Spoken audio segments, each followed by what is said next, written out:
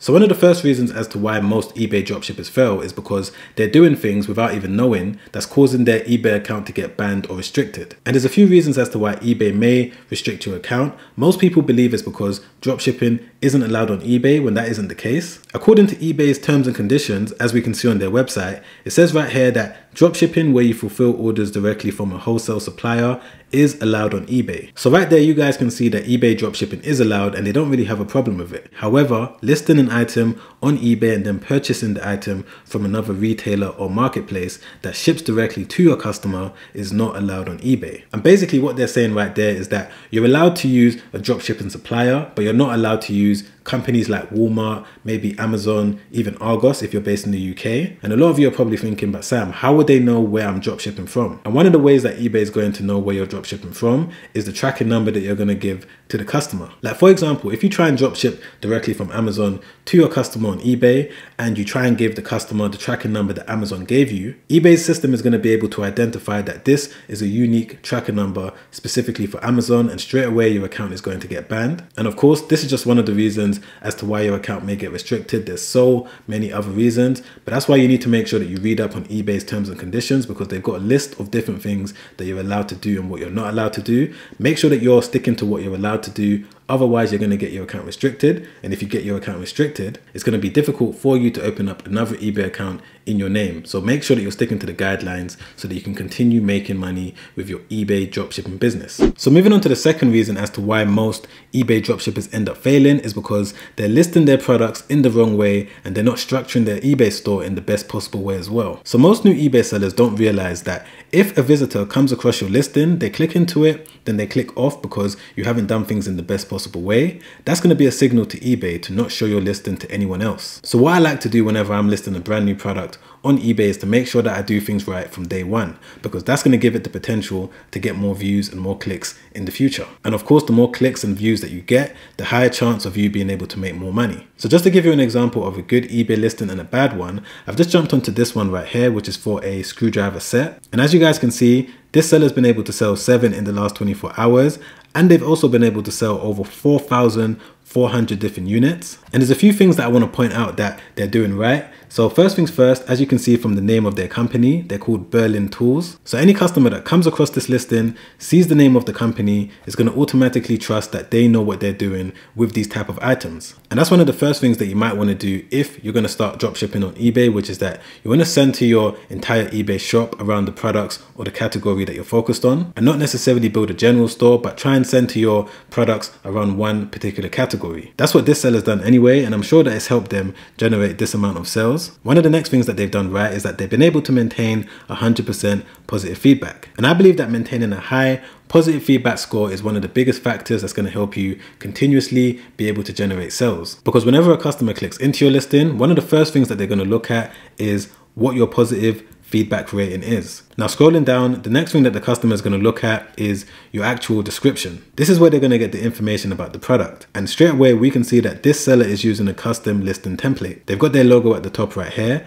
And if we scroll down, they've got information about the product. They've got images of the product. They've got this section here where they're letting potential customers know that they're going to get lifetime guarantee. As the customer scrolls through, they're getting all the information they need about the product, as well as any images that's going to help them make a buying decision. And everything has been structured in a professional way as well. And that's one of the main things that I like to teach on this channel, which is to try and use a custom listing template, try and brand your store around the niche and the category that you're focused on selling. And by doing that, you're going to be able to gain the trust of any potential customer that clicks into your listing. And that's something that this seller isn't necessarily doing. So if we look at this listing, which is the complete opposite of what I just showed you, we can see that they're selling a similar item, 12-piece screwdriver set. And they're actually selling it a lot cheaper than the other one, but they've only been able to sell 12 units. Looking at the name of the company, Custom Dealers, doesn't really tell me anything. It doesn't tell me what they're specifically focused on selling, so I don't know where their expertise lies. Same thing with their positive feedback rating as well. It's a lot lower than the other one, 99.1, which means that they're on the verge of going down to 98,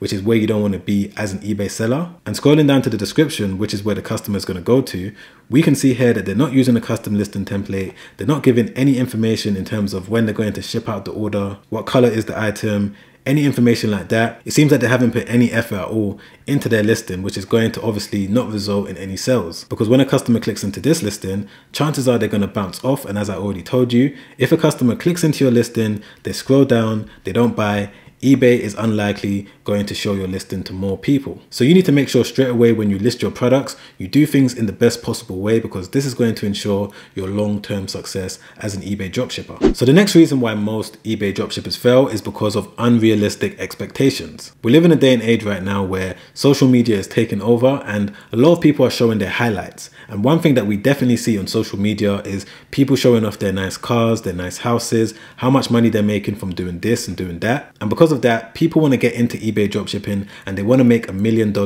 on their first day. However, you need to make sure that if you are planning to do eBay dropshipping, you're analyzing your expectations before you get into it. Like for example, when I first started my eBay business many years ago, it took me around maybe 6 months, maybe 1 year for me to make my first $10,000. And then within my second year, I was now able to make my first $500,000 on eBay. But that's how things work. In the initial stages, you're going to need to give yourself time to fully understand the entire process. You're going to need to go through all of the challenges and the obstacles, and the more obstacles you overcome, in the future, it's going to be even easier for you to overcome them. But either way, you just need to give yourself that grace period for you to learn exactly how everything works so that you're going to be able to do things in an efficient way. So this next thing that I'm going to talk about is one of the most common reasons why a lot of eBay dropshippers and eBay sellers in general end up failing in their first month of them starting their eBay business. Is because they think they know what a winning product is when in fact they don't. And I've broken down exactly what a winning eBay product is right here. So one of the first things is that customers don't just want it, they need it. You want to be able to sell items that you know people need for them to be able to function in their day-to-day life. Because by doing that, you're going to give yourself a higher percentage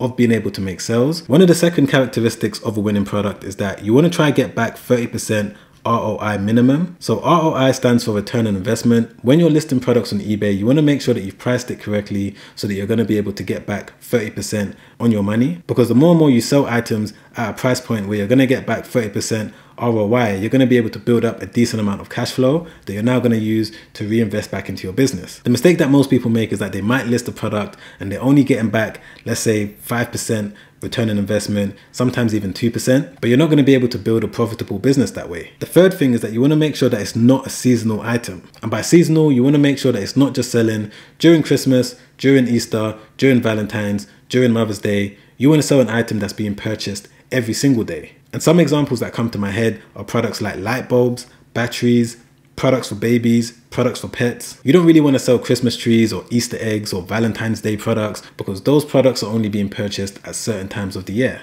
The fourth characteristic of a winning eBay product is that it's small and lightweight. If you're able to dropship a product like this, you're going to be able to save money on shipping, which means that your return on investment is going to increase. If you're dropshipping a bulky, heavy item from China or even a local supplier, it's going to cost you a lot when it comes to shipping it out, and you want to try and reduce your cost as much as possible. And the fifth and final characteristic is that you want to make sure that it's got a low return rate, which means that you want to try and focus on selling items that are known to not be returned in high amounts. So for example, highly electrical products where customers have to plug the item into the socket, those items have a high return rate. Generally speaking, consumer electronics or just electrical items in general do have a high return rate. And I'm not saying that you shouldn't sell these items, but you just want to make sure that you do your research to make sure that you're selling an item that isn't being returned in large amounts. Because when it comes to dropshipping, one of the keys to your success is reducing your return rate. Because if a customer buys an item, they're not happy with it, they send it back to you, you're going to now have to send it back to your supplier.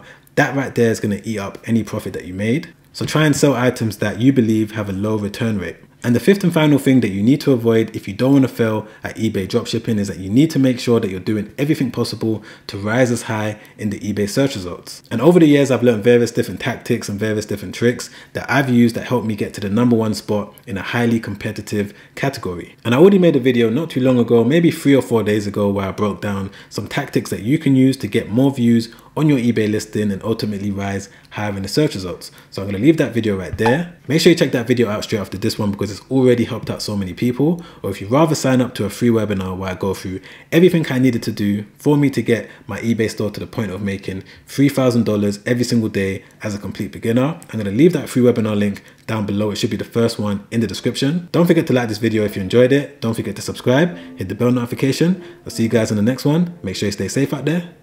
Peace.